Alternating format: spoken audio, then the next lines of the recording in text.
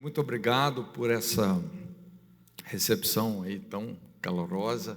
A gente percebe a mão do Pai nisso aí, não é? Só me permita bem rapidamente fazer uma apresentaçãozinha aqui. Como o pastor já disse, né? Eu sou casado com a Raquel. Somos casados há 34 anos. Temos um casal de filhos, o Gabriel e a Bárbara. O Gabriel é casado, a Bárbara é noiva. O Gabriel casou com uma sul-coreana, eles moram lá em Seul. Tem um netinho também, né? Quer dizer, eu já sou vovô, né? E trabalho com essa organização que é a Jocum, Jovens com a Missão. Nesses últimos anos, a gente tem investido muito esforço, cooperando, né, com o crescimento qualitativo da igreja, não é?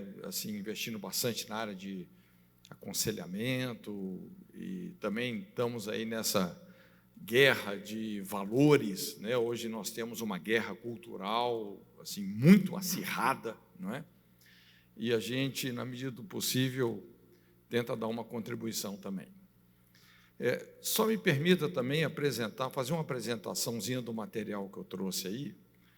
Pela misericórdia de Deus, tem tido uma experiência muito gratificante, colocando principalmente na forma de livros, né, também áudios, vídeos, etc., alguns temas que a gente vem desenvolvendo aí ao longo de muitos anos, né? Até aqui são 13 livros editados. Eu vou falar rapidamente alguns aqui, uma resenhazinha. No outro período, às vezes eu falo mais alguns outros. Mas o primeiro livro que eu escrevi é intitulado A Face Oculta do Amor, e é um livro que trata de uma questão que é muito latente, principalmente aqui no Brasil, que é a questão da sensualidade. Numa definição bíblica, o que é a sensualidade? É a idolatria de um sentimento, de um desejo. Não tem nenhum problema você ter um sentimento, você se apaixonar por alguém, não é? Nenhum problema. Como diz o Roberto Carlos, são muitas emoções, né? Mas a partir do momento que, ao invés de você governar os seus sentimentos, governar os seus desejos, você passa a ser desgovernado por eles. Então vem a sensualidade, e a Bíblia explica que a sensualidade, ela tira a nossa inteligência, literalmente nos emburrece, nos leva a tomar muitas decisões que depois vão nos custar extremamente caras. Inclusive, o título desse livro, A Face Oculta do Amor, mostra exatamente essa dinâmica entre paixão e aversão. Como que a paixão desgovernada antes do casamento pode se transformar em aversão, ódio, ojeriza. Ou seja, antes do casamento, tudo em nome aí do amor, né? Vem a fornicação, rebelião, e depois, quando se casa, toda essa paixão, toda essa rebelião acaba se transformando em aversão, divórcio, não é? Eu sempre digo que divórcio começa antes do casamento, principalmente nessa cultura da fornicação. Quando a gente estuda a história lá de Aminon e Tamar, Aminon, filho de Davi, não é? Quando ele força Tamar, porque estava tão apaixonado por ela, que acabou forçando um relacionamento que ela não queria, e a Bíblia fala assim que maior foi a aversão que ele sentiu por ela do que o amor que lhe devotara, não é? Então, esse é um tema muito importante, principalmente para jovens, também adultos, né? Esse livro aí, A Face Oculta do Amor. Um outro livro é A Oração do Justo. O título desse livro também vem de uma declaração bíblica, né? Tiago fala: muito pode a oração do justo nos seus efeitos. Veja bem, não é qualquer oração que produz efeito, mas Tiago, ele especifica, muito pode a oração do justo. E para aprofundar essa conversa, a gente trabalha com o capítulo 17 do Evangelho de João, aquela famosa oração sacerdotal feita pelo próprio Jesus, ou seja, o justo e justificador de todo aquele que nele crê. Então, dessa oração do justo, da oração sacerdotal de Jesus, nós tiramos aí 7 elementos ou 7 ingredientes que, quando incorporados ao seu estilo de vida, revoluciona a sua intimidade com Deus. Você quer conhecer esses elementos? Dá uma olhadinha aí nesse livro. Também tem o Avivamento do Odre Novo, que é um livro onde a gente trata das principais feridas da nossa sociedade. Porque, veja bem, queridos, eu normalmente, quando eu escrevo um livro, eu sempre sou muito inspirado por esse princípio da intercessão, né? A Bíblia fala assim: procurei alguém que estivesse na brecha. Então, se tem algo que realmente eu me dedico a fazer intencionalmente, é discernir quais são as brechas da nossa geração. Quando você converge o discernimento da brecha da geração com a capacitação vocacional que Deus te deu, você ganha relevância, não é? Esse é o lugar que Deus quer nos achar. Então, normalmente, os meus livros, eles sempre vão entrando nessas lacunas, não é? E esse livro aí, O Avivamento do Odre Novo, é um livro que a gente trata aí de muitos temas, a maioria deles não são temas convencionais, aliás, são temas até muito delicados de se tocar, não é? Como, por exemplo, as consequências espirituais de você conceber um filho fora da aliança do casamento, as consequências espirituais da prática do aborto voluntário, quer dizer, uma série de temas assim que são bem delicados. Mas é isso que, na verdade, dá sustentabilidade para esse avivamento que a gente retrata nesse livro, porque não é o avivamento do vinho novo, mas do odre novo. O que está em xeque não é o derramamento do Espírito Santo, mas a nossa capacidade espiritual, ministerial, de suportarmos as pressões exigidas por um verdadeiro avivamento. Então, é a gente lidar aí com essas feridas sociais, as trincas e distorções do nosso caráter, personalidade, os cacuetes religiosos, quer dizer, a gente lidar com tudo isso que pode comprometer o odre, não é? Jesus nos alertou em relação a essa transgressão, que nós não devemos colocar vinho novo em odres velhos. O problema não é o vinho, o problema é o odre, não é? Um outro livro também é O Obreiro Aprovado, que já é um livro mais no campo da reeducação, como você construir um caráter de obediência em áreas que você desenvolveu uma história de fracassos. Então, nesse livro a gente trabalha muito com o conceito aí da aprovação, não é? Sermos provados. É importante nós não criarmos a expectativa de um evangelho esvaziado de provas. Você pode estudar a Bíblia de Gênesis a Apocalipse, não é? Você vai perceber que todos os homens de Deus foram provados, não é? Foram provados. Então é importante a gente, se nós queremos ser pessoas aprovadas por Deus, uma coisa muito chave é discernirmos as provas de Deus, lidarmos com essas áreas de reprovação. Então é um material também que tem ajudado bastante gente. E só mais um livro aqui que é Raízes da Depressão, que talvez seja uma das grandes lacunas, não só dessa geração, como mais especificamente desse tempo, não é? Quando a gente pensa em depressão, gente, é importante nós entendermos que, na verdade, assim, a depressão não é o problema.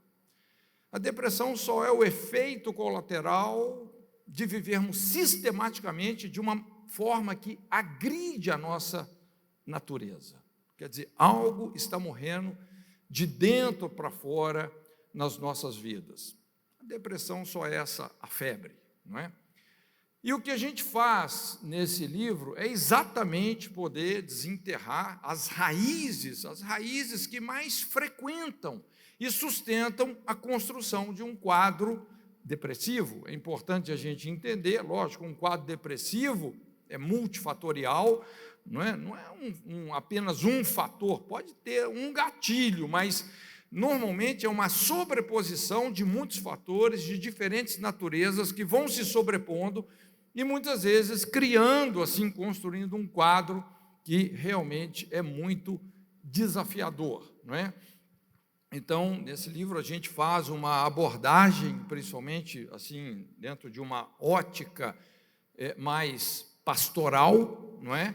Porque quando nós estamos lidando principalmente com a alma humana, com as questões, as leis e os agentes do mundo espiritual, olha, assim, com todo respeito à ciência, mas o que a gente observa na prática é que a ciência derrapa em muitos, não são poucos, muitos paradigmas totalmente errados, incompletos, não é? Muitas vezes é mais assim, medicalizando sintomas, sem interagir com as verdadeiras causas.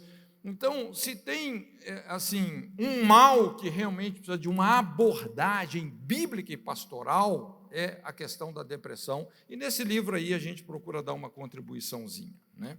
Mas, amém, gente, os livros estão aí, depois, você querendo, você pode dar uma olhadinha, tá joia?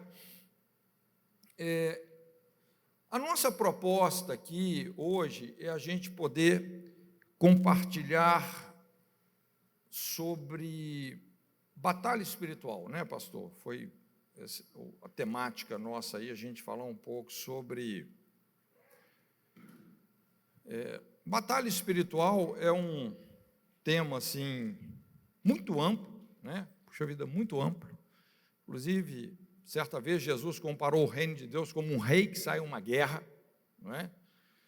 Uma das maneiras como Deus se apresenta é como o Senhor dos exércitos.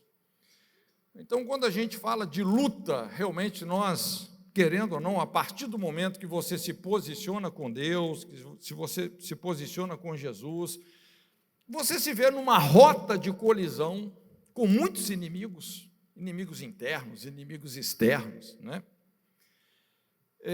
Então, é um tema assim muito amplo. A gente poderia, puxa vida, assim, trabalhar aqui em muitas searas diferentes. Mas eu quero falar com você um pouco sobre oração, tá? Nós vamos falar um pouco sobre a questão da oração no contexto da batalha espiritual, e nós vamos tentar, assim, especificar isso de uma maneira que talvez você ainda não enxergou muito desse jeito. Nós vamos trabalhar um pouco aí na nossa cosmovisão também, não é? Nós sabemos que uma das estratégias do inimigo, às vezes, é apresentar às pessoas uma religião ausente de relacionamento. Sim ou não? Você vê, a maioria das religiões, não é? Se você pega, por exemplo, o islamismo, o budismo, essas religiões, elas são religiões esvaziadas de um relacionamento com essas deidades. Mas no cristianismo isso é impossível, né? Jesus falou: as minhas ovelhas ouvem a minha voz. A fé cristã, ela é essencialmente relacional. A própria natureza de Deus é uma natureza relacional. O pronome que a Bíblia usa para Deus é um pronome no plural, Elohim, né? Que a gente reconhece aí como sendo a Trindade. O DNA de Deus é relacionamento. Então, nós não podemos pensar na oração apenas de uma forma, eu diria assim, triunfalista. A gente tem muito essa tendência para o triunfalismo, não é? Muitas vezes, seja nas pregações, sejam nas orações. Não quero tirar o poder de uma oração ou de uma pregação, não é? Mas eu não posso chegar aqui e prometer para você que Deus vai fazer mundos e fundos sem te dar os subsídios para isso, de como o mundo espiritual realmente funciona no sentido que a gente está dizendo. Então, oração é relacionamento, e relacionamento com Deus é o que faz a vida espiritual funcionar. É impressionante como Deus é um Deus assim razoável. Eu gosto dessa palavra, né? Isaías 1:18. Olha só, Deus como se ele abrisse os braços e ele falasse: vinde, pois, arrazoemos, diz o Senhor, ainda que os vossos pecados sejam como a escarlata, se tornarão brancos como a neve. Então Deus está nos chamando aqui: olha, cara, vamos bater um papo aberto, vamos, né, apresenta suas razões, vamos ter uma conversa profunda. E a partir, então, dessa interação, desse relacionamento, dessa fé relacional, é que nós começamos a experimentar uma purificação verdadeira. Mas olha só, no livro de Lucas, se você der uma estudada aí no Evangelho de Lucas, Jesus colocou a oração em 4 dimensões diferentes que determinam aqui 4 chaves da oração. Tá? Eu vou me ater à última chave, mas deixa eu colocar essa base, falando aí um pouco sobre essas 4 dimensões da oração. A primeira dimensão, lá em Lucas 18, de 9 a 14, quantos se lembram daquela parábola do fariseu e do publicano? Não é? Então, nessa primeira dimensão da oração, é você se aproximar de Deus como sendo o Senhor, como sendo Deus. Não é? E nós vamos ver que a chave aqui está na humilhação. Então, dependendo da situação que você está, quando você se aproxima de Deus, reconhecendo Ele como Senhor, qual que é a chave? Humilhação. Nós vamos falar um pouquinho mais daqui a pouco sobre isso, nós vamos voltar aí. A segunda dimensão da oração, em Lucas 11, de 1 a 4, aquela famosa oração do Pai Nosso, que todos nós conhecemos. Então, veja bem, primeiro, você se aproximar de Deus como Senhor, mas aqui, Jesus está nos ensinando a nos aproximarmos de Deus, reconhecendo Ele como Pai. Deus é muito mais do que um Deus todo-poderoso, Ele é Pai. Deus é Pai, não é? Então, a chave dessa oração está na intimidade. Na intimidade. Tá? Nós vamos ver uma oração de rendição, essa oração. A terceira dimensão da oração que Jesus ensina em Lucas, naquela famosa parábola do amigo inoportuno, que está em Lucas 11, de 5 a 13. Então, é você se aproximar de Deus como um amigo. Você usa a sua amizade, a sua credibilidade espiritual em favor de outros. Então, a chave aqui está numa confiança depositada, esse lastro da confiança. Nós vamos ver que essa é uma oração de intercessão. E a quarta instância da oração que Jesus ensina, em Lucas 18, de 1 a 8, aquela famosa parábola da viúva e o juiz iníquo. Acho que todos nós nos lembramos também desse texto, né? Então, agora, veja bem, primeiro é você se apresentar, essa abordagem, né? Você se aproximar de Deus reconhecendo Ele como Senhor, reconhecendo Ele como Pai, reconhecendo Ele como amigo, mas aqui é você reconhecer a Deus como juiz, um juiz, tá? E aqui que a nossa conversa sobre batalha espiritual vai aprofundar. E nós vamos ver que quando você se aproxima de Deus como juiz, a chave está no adversário. Você lidar com o seu adversário. É o que aquela viúva estava fazendo, né? Uma maneira de lidar com o adversário. É uma oração de reconciliação. Como a Bíblia fala, no que depender de vós, tende paz com todos. Então, só explorando um pouquinho mais, aqui para a gente entrar no nosso assunto, a primeira instância da oração é essa, você reconhecer a Deus como Senhor, não é? Se você lê um pouco dessa parábola, a gente percebe aí Jesus confrontando uma religiosidade esvaziada de humildade. Inclusive, antes dele contar a parábola, ele fala assim: e disse também essa parábola a uns que confiavam em si mesmos, crendo que eram justos e desprezavam a outros. Olha só. Então, aqui, Lucas, ele já dá o diagnóstico da situação e onde Jesus, o que Jesus queria atingir.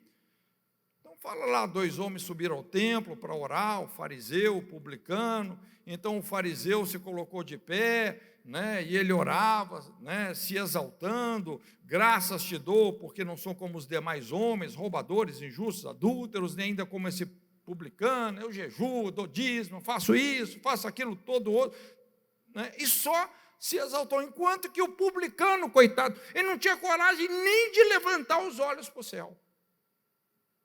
Ele bate no peito, se esmurra e fala: Senhor, eu não mereço nada, eu não sou digno de nada, né? Tem misericórdia de mim, pecador. E Jesus fala: quem é que saiu justificado? Quem é que saiu vitorioso? Publicano. Então, a atitude mais errada na oração, né, é você querer espiritualizar a arrogância, agir com dissimulação. Veja bem como que esse religioso, ele comparou, condenou, tentou provar para Deus o que ele era e até o que ele não era. Nós precisamos de entender que a base da justiça divina é essa: quem se exalta é humilhado, e quem se humilha é exaltado. Olha, eu não sei como é que você está hoje, talvez você está numa situação assim muito ruim, você está numa pindaíba, numa bagaceira feia. Rapaz, humilhe-se. Humilhe-se diante dele. E de repente, assim, Deus vai virar a sua sorte de um momento para o outro. Quando você está de um jeito assim, rapaz, que não tem o que fazer mais, faça um favor para você mesmo. Humilhe-se diante de Deus. A sua humilhação vai te justificar diante dele, não é? Quando a gente olha lá aquela história do Naamã, lembra quando Naamã chegou lá em Israel, querendo impor sobre o profeta que fosse lá recebê-lo, curar a sua lepra? Eu tenho uma mensagem que chama Os 7 Batismos de Naamã. As 7 mortes, porque orgulho tem 7 vidas, né? Então foram os 7, a gente conta ali os 7 batismos de Naamã. Para começar, o profeta Eliseu mandou um garoto de recado para esse grande general da Síria, e assim foi indo, até que esse cara, por fim, se submeteu ao recado que Eliseu mandou, que era tirar suas vestes, entrar no Jordão, se lavar no Jordão. Imagina aquele grande general tendo que tirar cada medalha, cada peça do seu vestuário, mostrar sua lepra publicamente, humilhando, humilhando, humilhando, humilhando, humilhando. E quando ele mergulha naquele rio, a sua pele se transforma como pele de uma criança. Então, a chave dessa oração, humildade. A segunda instância é a oração do Pai Nosso, você se aproximar de Deus como Pai, não é? A base dessa oração é honrar o Pai, santificar. Gente, aliás, você tem um princípio assim poderosíssimo, talvez o princípio mais poderoso da vida: honra o teu pai e a tua mãe, para que te vás bem e prolongues os teus dias na face da terra que o Senhor teu Deus te dá. Honrar pai. E quem não honra os pais terrenos, não vai honrar o Pai celestial, não é verdade? Como é que a oração do Pai Nosso começa? Santificado seja o teu nome. Honrar o Pai. Seja feita a tua vontade. Então, assim, puxa vida, a gente podia falar só sobre essa oração, é tão rica, tão ampla, né? Mas eu quero resumir dizendo que essa é uma oração de rendição. Todas as coisas que são do Pai também pertencem ao Filho, é do nosso usufruto, pertence a nós por herança, não é? A posição de filho estabelece o mais elevado nível de favor, porque você é filho, não é? Então isso tem muito a ver com a nossa intimidade com Deus, né? Intimidade, confiança, entrega, quanto mais íntimo de alguém, não é? A intimidade, ela é equivalente à confiança. Por isso que se você lida, por exemplo, com o conceito de traição, que é um conceito atrelado à intimidade, você não pode ser traído por uma pessoa que você não tem intimidade. O máximo que você pode ser enganado, traído não. Traído você só pode ser por uma pessoa com quem você tem intimidade, como Absalão fez com Davi, porque Absalão era um filho, não é? Alguém que conhece os planos íntimos, interiores. Então, intimidade, confiança. Quanto maior a intimidade, maior a confiança, e quanto maior a confiança, maior é a entrega. Por que você entrega? Porque você está num ambiente seguro, não é? Então, quando a gente reconhece, você aprende, assim, isso aqui, gente, é uma caminhada, viu? Porque no início a gente tem a tendência de servir a Deus com a cabeça de servo, sim ou não? Até você sair dessa fase de servir a Deus, né, assim, com essa mentalidade, né, de escravo, e passar a servir a Deus com a mentalidade de filho, muitas mudanças precisam de acontecer aí no nosso relacionamento, né? Mas também é interessante em Mateus 6, quando Jesus fala sobre essa oração do Pai Nosso, ele fala, orando, não useis de vãs repetições como os gentios, que pensam que por muito falarem serão ouvidos. E ele fala assim, olha, o vosso Pai Celestial sabe o que nós precisamos. Então, quando você aprende, você tem essa intimidade com Deus, não é? A gente aprende a orar de uma maneira assim, menos detalhe e mais confiança na sabedoria e no conhecimento de Deus, não é? Então, esse é um conceito simples e poderoso. Nós não devemos ficar repetindo e muito menos detalhando nossas necessidades para Deus. Eu lembro no início, assim, eu já vi gente ensinando a gente a orar dessa forma. Olha, quando você quer uma coisa, você vai pedir todos os detalhes. Deus, eu quero isso assim, assim, assim, assim, assim, assim, assim. A gente fica dando aquela lista de detalhes, não é? Agora, veja bem, quem que sabe melhor o que nós precisamos? Nós ou Deus? Deus. Se você pede do seu jeito, bem provavelmente Deus vai dar do seu jeito. Mas, de repente, às vezes a gente não discerniu ainda essa diferença entre uma necessidade sentida e uma necessidade real. A gente está só na necessidade sentida, né? Mas a gente precisa mesmo de outra coisa.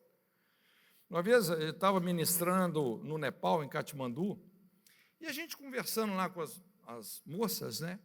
E lá no Nepal, na Índia, por exemplo, quem escolhe o marido são os pais, né? Eles têm essa tradição lá. E isso para a gente é um choque cultural terrível. Mas como assim? O seu pai é que vai escolher com quem você vai se casar, não é? A gente com a cabeça ocidental. E as meninas falando, não, pastor, mas olha, o nosso pai, ele sabe muito melhor do que a gente qual que é a melhor pessoa. Se você fizer uma pesquisa, onde é que os casamentos dão mais certo? No Brasil ou no Nepal? No Nepal. Deus vai te dar uma coisa que é ruim para você? Não. Então, qual que é o macete? Não é? Você se entrega, Senhor, olha, a situação é essa, essa e essa. Responde de acordo com a sua sabedoria. E é impressionante como Deus nos surpreende. Intimidade. Também você se aproximar de Deus como um amigo. Como eu disse, são as emergências, é uma oração de intercessão.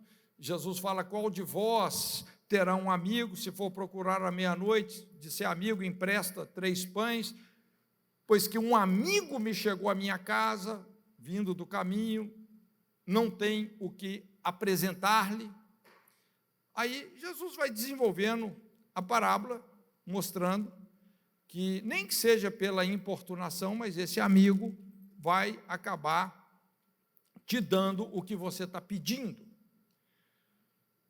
Veja bem que essa pessoa da parábola aqui, ele não estava pedindo um favor para si próprio, ele estava tentando suprir a necessidade de alguém que também bateu a porta dele, e ele não tinha como fazer. Então aqui entra, como eu disse, a intercessão. Você procura a ajuda de um amigo para ajudar um outro amigo que precisa da sua ajuda. É o poder da amizade. Gente, amizade destranca portas, destranca favores. Então nós chegamos diante de Deus como um amigo, principalmente quando nós intercedemos por outros. De repente você sabe que uma pessoa conhecida, próxima de você, está numa necessidade difícil. É impressionante como essa amizade nos leva a interceder por aquela pessoa. Os relacionamentos, eles têm uma escala de prioridade. É o que a gente chama uma consideração. Essa disposição de importunar ou ser importunado por alguém, de tirar o sossego. Honestamente, eu tenho amigos que, puxa vida, eu não tenho como dizer não para eles. Eles são amigos. Tem um lastro, assim, de, vamos dizer assim, uma dívida emocional tão grande, que eu não me importo em ser importunado. Entende?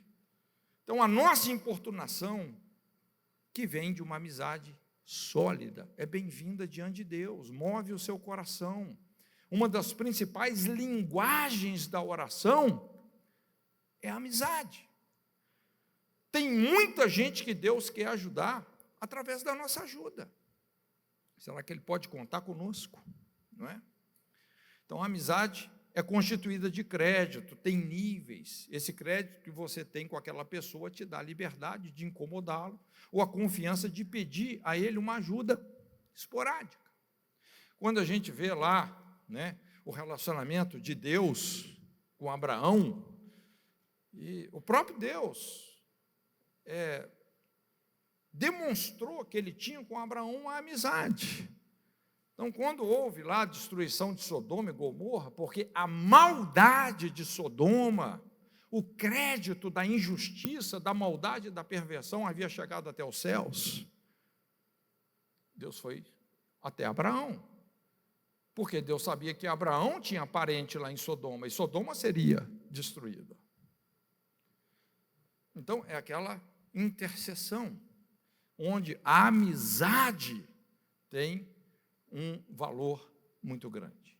E o ponto que eu quero chegar aqui com vocês, que é você se aproximar de Deus como juiz, discernindo aí a natureza dos conflitos.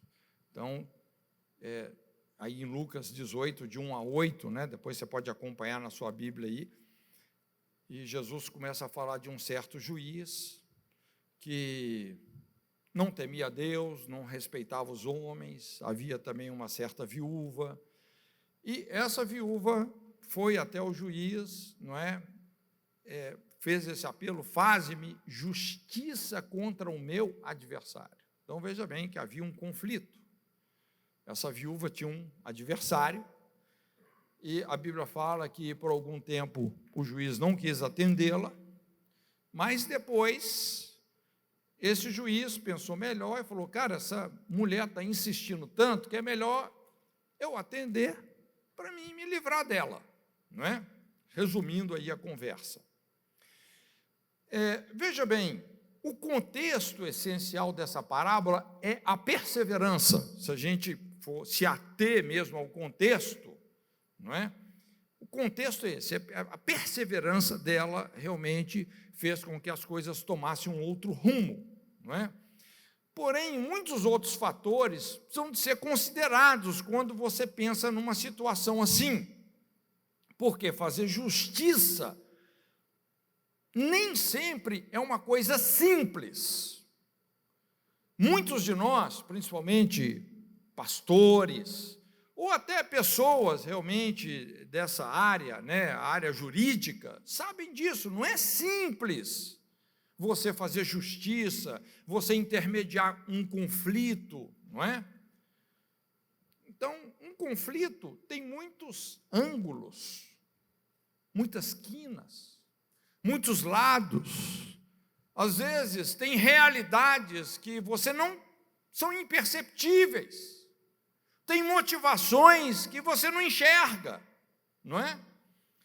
Então, principalmente, quando você pensa numa situação como dessa viúva, e o que a Bíblia chama aqui o seu adversário, tem um lado da viúva, mas tem também um lado do adversário. Sim ou não? Tem um lado do adversário. Tem também o lado do juiz, não é? Então, essa instância, ela parte de uma premissa, né? Nós chegamos diante de Deus como juiz quando nós estamos lidando com um adversário. Quantos aqui já precisaram de lidar com um adversário? Às vezes é um adversário no seu trabalho, na empresa, na igreja, na família, adversário. Qual é o principal motivo de projetos fracassados? Conflitos. Não é? Conflitos. Isso sempre terá implicações espirituais. E aqui entra realmente uma guerra, é uma batalha. E essa batalha, lógico, vamos dizer, precisa de ser regida por uma inteligência espiritual, não é? Então, existem situações que você está lidando, que você está enfrentando, que você está dentro dela, que elas carregam expectativas divergentes. Tem um seu lado, tem um lado do outro, né? Então, envolve expectativas divergentes, conflitos relacionais, às vezes ilegalidades. Você está numa situação que envolve uma ilegalidade, ou pendências espirituais, feridas conjugais, familiares, geracionais, problemas territoriais, questões financeiras. E essas situações não se resolverão imediatamente ou facilmente como a gente gostaria. Então, envolve aqui uma outra instância, que é uma instância judicial. Um juiz ou um tribunal precisa julgar isso. Se você estudar sobre esses elementos, não é? Toda essa questão que envolve o juízo de Deus em um tribunal, elas são muito presentes nas Escrituras, de Gênesis a Apocalipse. Do tribunal de Adão, né? Depois lá o tribunal de Caim, até a redenção da terra em Apocalipse, os juízos de Deus estão em toda a terra. Então, esses conceitos são muito arraigados nas Escrituras. Mas existe essa esfera onde nós estamos dentro de conflitos. Pensa na posição de Deus. Imagina duas pessoas que estão orando a Ele de forma divergente. Vamos dizer, você tem um adversário, como diz o Cláudio Duarte, que às vezes é o cônjuge, né? Ou um ex-cônjuge. Um ora de um jeito, o outro ora do outro. Quem é que Deus vai ouvir? E olha que a oração de um está contra o outro e tal, não é? Então, puxa vida, não é uma coisa simples. Quando a gente pensa lá no conflito entre Sarai e Agar, toda aquela confusão familiar, na verdade envolvendo ali um quadro de poligamia, e o filho de uma, né, agredindo o filho da outra, aí começa toda aquela guerra, aí uma delas é expulsa de casa. Puxa vida, como é que você resolve uma bagaceira dessa? Gente, não é uma coisa simples. Por isso que Jesus fala, se você vê aí nessa parábola, Jesus fala sobre a importância de você orar sem desfalecer. Sem desfalecer. Deixando claro que esse processo pode se tornar mais longo. do que nós imaginávamos. Gente, eu estou sendo bem prático com você, né? Bem realista. Nós vamos ter que suportar um processo judicial, espiritualmente falando, tá? Às vezes, até eu diria que esse processo judicial, ele pode ser até aqui, humanamente também. Talvez tem pessoas aqui que hoje estão enfrentando isso. Você está enfrentando uma crise, não é? Uma crise judicial, pode ser que você está sendo processado, sua empresa está sendo processada, essas coisas não são simples. E eu quero te dizer que essa mesma linguagem se aplica às questões espirituais. Então, a história aqui resume-se num conflito entre uma viúva e o seu adversário. Nós não temos aqui os detalhes do conflito, mas parece algo complexo, tanto é que no início o juiz não queria mexer com isso. O fato da mulher ser viúva, ou seja, não ter um marido, talvez para protegê-la, isso, vamos dizer, chama a atenção de Deus em seu favor, mas tem aqui também o lado do adversário. Pode ser que esse adversário tivesse as suas razões, que talvez fossem até justas também, não sei. Então, no caso da parábola que Jesus conta, o juiz não quis atendê-la, mas por causa da sua insistência, né, como nós falamos, ele acabou resolvendo a situação da viúva. Então, nessa instância, Jesus coloca a oração no reino na dimensão de você recorrer a Deus como um juiz. Um juiz. Na primeira instância, nós nos aproximamos de Deus como Senhor. Na segunda instância, nós nos apresentamos diante de Deus como Pai. Na terceira instância, reconhecendo a Deus como amigo. E nessa instância, reconhecendo a Deus como um juiz. Veja bem que tem muitas situações na nossa vida que elas vão enquadrar aqui. E não são poucas. Então, só pontuando algumas coisas. Lógico que nessa parábola do juiz injusto, Jesus não está dizendo aqui, né, que Deus é injusto. Não. Né, isso não é o ponto. Ele está dizendo que se até um juiz injusto resolveu um caso para não ser importunado, muito mais Deus, o juiz de toda a terra, vai lidar com os nossos conflitos. Amém? Existe um Deus que se importa. Não importa, olha, qual o enrosco, qual o conflito que você está, qual batalha, qual guerra que você entrou. Existe um Deus que se importa. Tá? A natureza de Deus é justa e reconciliadora. Não é? Ele quer resolver as coisas e nos corrigir. Um outro ponto aqui. Eu acredito que você já percebeu que algumas situações, por exemplo, de aconselhamento, oração, libertação, enfermidades, por exemplo, envolve um conflito espiritual que impede uma resposta imediata de Deus. Eu trabalho muito com aconselhamento, gente, muito. Eu já vi muita situação assim, que, puxa vida, você faz, você aconselha, você intercede, você, assim, porque o caso, às vezes, é complicado. Como eu disse, muitas quinas, muitos lados. E, por mais que você tenta ajudar, essas respostas, elas não vêm na hora, elas não são imediatas.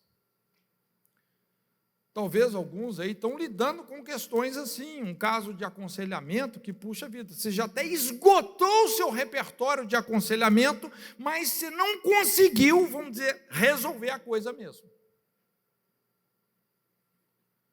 Então, como conselheiros e intercessores, às vezes a gente percebe isso claramente no nosso espírito, ainda que a gente não esteja entendendo totalmente a situação. Você fala assim, puxa vida, né? Não consegui entender tudo, mas uma coisa é clara, tem coisas aí que precisam de vir à luz. esse negócio não vai ser assim tão simples, não é? Mesmo porque, às vezes, tem coisas lá atrás que deixam consequências, que deixam sequelas irreversíveis, né?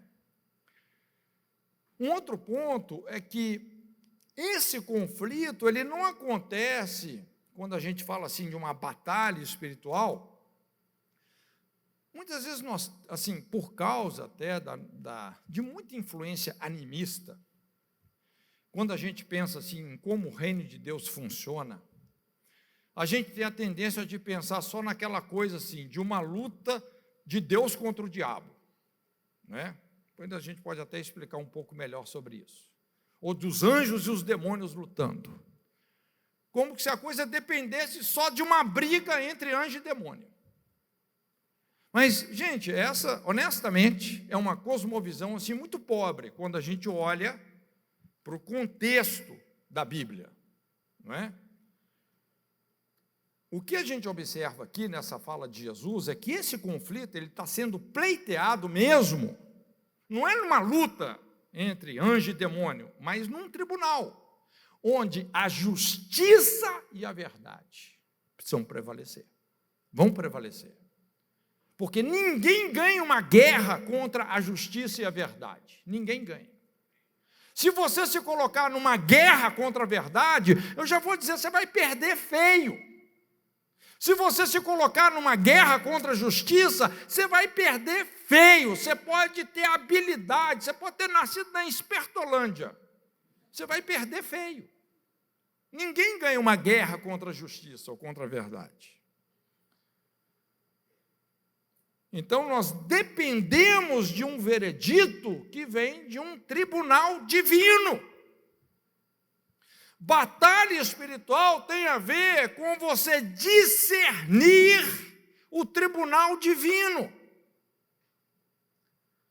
Então, o tribunal de Deus, né, onde ele se assenta como juiz, esse é um assunto central nas Escrituras. E um tribunal é um lugar tenso, onde se tem uma hábil disputa de argumentos, você tem ali apresentação de evidências, você tem testemunhos que defendem, testemunhas que acusam, é uma guerra aberta entre defesa e acusação. Inclusive, detalhes aqui podem se tornar decisivos. Então, entra essa batalha. Veja bem, quando a gente pega esse contexto, né, e a maioria dos contextos bíblicos de guerra espiritual, onde que essa guerra está sendo travada? No contexto de um tribunal.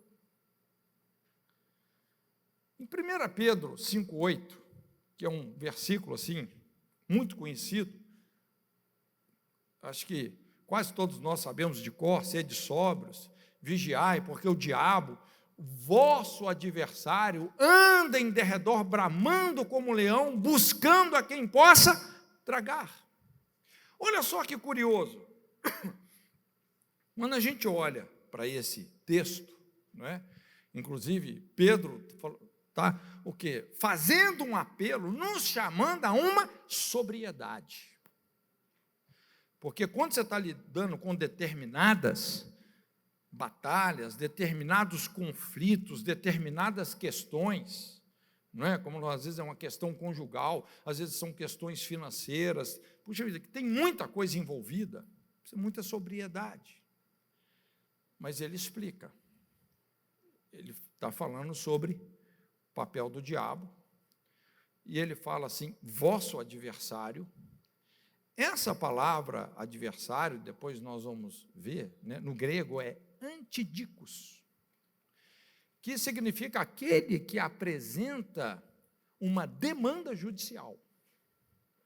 Porque, veja bem, para o diabo prevalecer contra mim ou contra você, ele precisa de ter um argumento muito sólido, que seja válido contra você, senão não acontece. Mas Veja bem que a Bíblia mostra a importância, então, de vivermos sobriamente. Pedro está dizendo isso, olha, como Calvino também dizia, né, os céus estão nos assistindo. Calvino, ele falava assim, inclusive foi o cara que inventou o conceito do segundo, né, o Calvino. Ele falou, cada segundo conta, não é só 2 horas no culto, não é? É cada segundo conta, os céus estão nos assistindo, Deus está vendo, o mundo espiritual está vendo, o diabo, vosso adversário, anda ao vosso derredor, ele está tendo determinadas informações, que numa situação, ele vai se apresentar como um acusador, como um promotor de justiça, literalmente falando, um advogado de acusação, apresentando todos os argumentos possíveis, bramando como um leão para te vencer aonde? No tribunal. O tribunal de Deus. Só para você ter ideia disso, é porque esse assunto é muito amplo na Bíblia, mas a gente pode observar vários julgamentos e sentenças espirituais, vamos dizer assim, que pessoas se deram muito mal.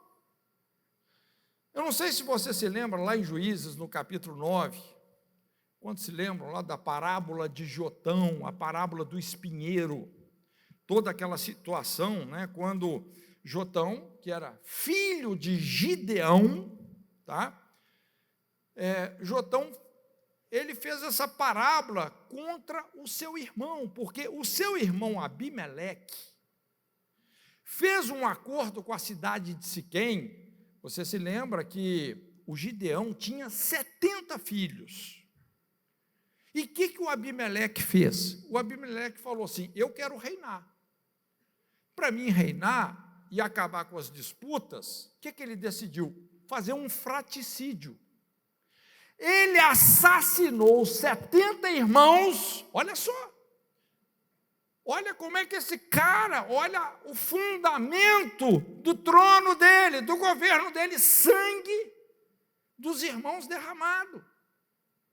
E só escapou um irmão. Quem que é esse, o mais novo? O Jotão. E depois, né, ele faz essa parábola, depois você pode ler, mas veio uma sentença. Esse fratricídio passou por um tribunal nos céus? Passou. Olha só, havendo, pois, Abimeleque dominado 3 anos sobre Israel, suscitou Deus um espírito de aversão entre Abimeleque e os cidadãos de Siquém. E esses se houveram aleivosamente contra Abimeleque, para que a vingança da violência praticada contra os 70 filhos de Jerubaal, que no caso é o Gideão, né, viesse. E o seu sangue caísse sobre Abimeleque, seu irmão, que os matara, e sobre os cidadãos de Siquém, que contribuíram para que ele matasse seus próprios irmãos. Veio uma sentença contra Abimeleque. Veio um julgamento sobre a cidade de Siquém e sobre esse governante, Abimeleque. Quando a gente olha lá o julgamento de Nabucodonosor, Daniel 4, 29, Nabucodonosor chega, enche o peito, fala, eu que fiz tudo isso, todo esse reino, eu edifiquei, e começou a se arrogar, de repente veio um veredito dos céus, veio um julgamento, uma sentença. Olha, vai ser contado com os animais do campo. Nabucodonosor ficou 7 anos comendo grama, enlouquecido, até aprender que os céus reinam. Vem uma sentença sobre ele. Lembra lá o julgamento do rei Belsassar, fazendo a festa com os utensílios do templo? Vamos dizer, trilhando a cana quebrada. De repente, vem uma mão, escreve na parede, Mene, Mene, Tekel, o farsim pesado fostes na balança e achado em falta, o seu reino passou de ti. Vem um julgamento. Quando a gente olha Jesus falando aquela parábola do credor incompassivo, o cara que foi perdoado de uma dívida impagável e não perdoou o conservo. Jesus disse: indignado, seu senhor o entregou aos atormentadores até que pagasse tudo o que devia. Não vai sair daí.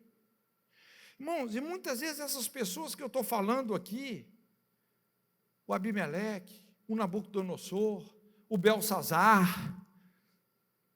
esse credor incompassivo, eles estão dentro de nós. Nós estamos falando de situações que eu e você, de repente, estão enrolados nelas. E a gente está querendo que Deus veste uma capa de super-herói e vem e faz um milagre, mas não vai funcionar assim.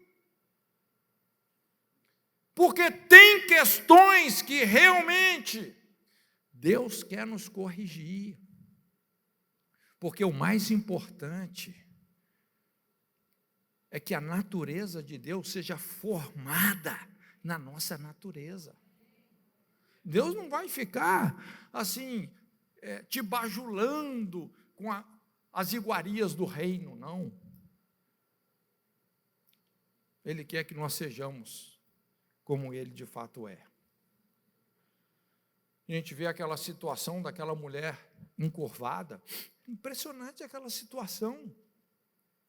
Se você olhar ali em Lucas 13, o diagnóstico que Jesus dá, quando ele fala assim, olha, não convinha libertar essa filha de Abraão, que há 18 anos Satanás mantém cativa. Olha só que coisa estranha isso.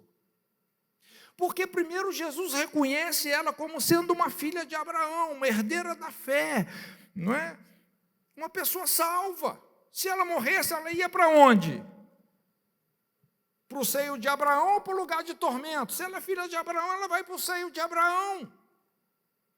Mas ao mesmo tempo, Jesus explica que tinha um problema ali. Ela estava debaixo de uma sentença. Havia um aprisionamento, e esse aprisionamento se deu por uma enfermidade, por incrível que pareça. Inclusive, Lucas começa o texto assim: uma mulher encurvada que não podia se endireitar, que tinha um espírito de enfermidade. Ela não tinha uma deformação óssea. E veja bem que Lucas, um cara da área científica, médico. E o diagnóstico que ele dá da mulher não é um diagnóstico ortopédico, é um diagnóstico espiritual. Aí você fala, puxa vida, como que uma filha de Abraão pode estar numa prisão de Satanás, ter a sua saúde, o seu corpo aprisionado dessa forma? Tem situações que vão ser enfrentadas.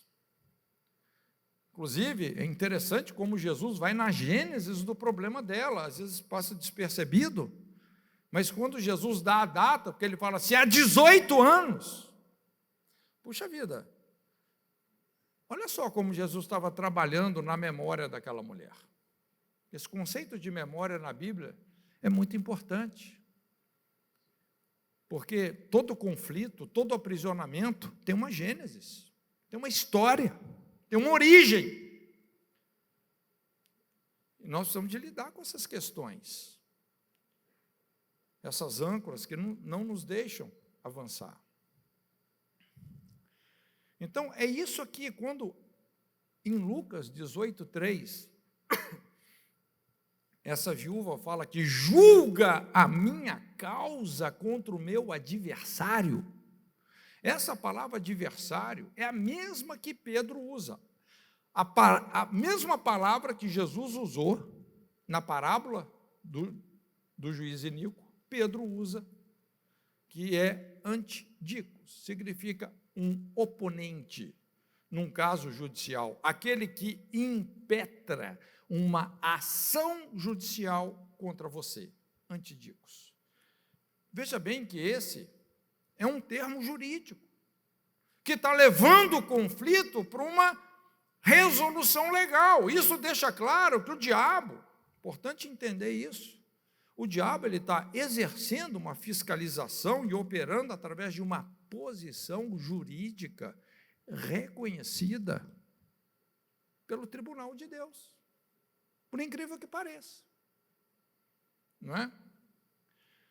Obviamente que o diabo não pode simplesmente deu na cabeça do diabo, a gente sabe que as intenções dele são as piores. Talvez a pessoa que mais revelou as intenções de Satanás foi o próprio Jesus. Jesus disse: Satanás, o diabo, veio para matar, roubar, destruir. Mas, veja bem, o diabo não pode fazer o que dá na cabeça dele, mas ele não vai deixar que prossigamos no propósito de Deus, caso caiba uma ação judicial. E aí começa essa guerra espiritual, que pode envolver um indivíduo, que pode envolver um casamento, que pode envolver uma família, que pode envolver uma cidade, que pode envolver uma nação. Aí entra o conflito. Por isso que é tão importante, assim, a gente ter essa inteligência de como lidar com os argumentos do adversário. Qual que é a chave aqui? É você lidar com o adversário. Essa é a chave. Nós vamos ver. Como disse, o adversário pode ser até o diabo mesmo, mas pode ser pessoas, pode ser instituições, não é? É interessante, assim, quando a gente, até para a gente poder entender aqui melhor esse papel aqui do diabo, a gente precisa de saber que o diabo, estranhamente, mas ele é o advogado da vítima. Entende? Por que o diabo tem um lugar tão importante no tribunal de Deus? Quais são os principais elementos que definem um tribunal justo? Você tem que ter o juiz, né? Está lá o réu, mas você tem que ter o juiz que vai julgar, você tem que ter uma bancada de defesa e tem que ter também uma bancada de acusação. Não é? O que o promotor de justiça faz? Lógico, lembre-se que tudo em virtude da lei, né? Toda essa a lei de Deus, a lei moral de Deus que expressa a ordem que ele estabeleceu para todas as coisas. O diabo tem que estar de acordo com isso também, mas ele funciona como um advogado da vítima. Enquanto Jesus é o advogado do transgressor, o diabo é o advogado da vítima. Quando você pensa assim, lá em Gênesis 4, Deus chega para Caim e fala: Caim, a voz do sangue do seu irmão está clamando a mim desde a terra. Quem que é a voz do sangue de uma vítima assassinada? É o promotor de justiça.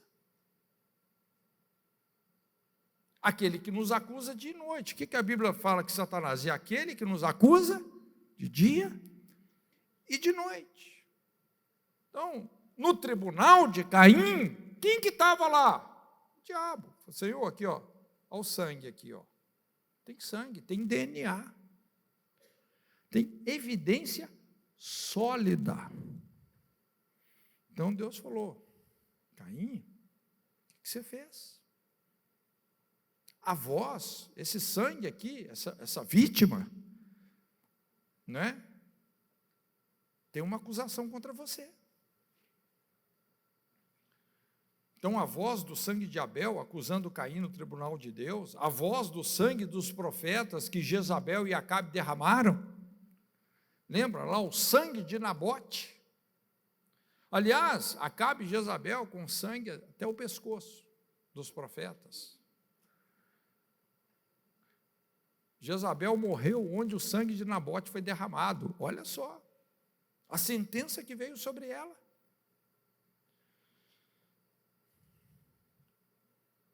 Então, é importante a gente entender os papéis que o inimigo exerce aí. Eu acho que nós vamos dar um breakzinho, tá? Vamos dar um breakzinho, daqui a pouco a gente continua.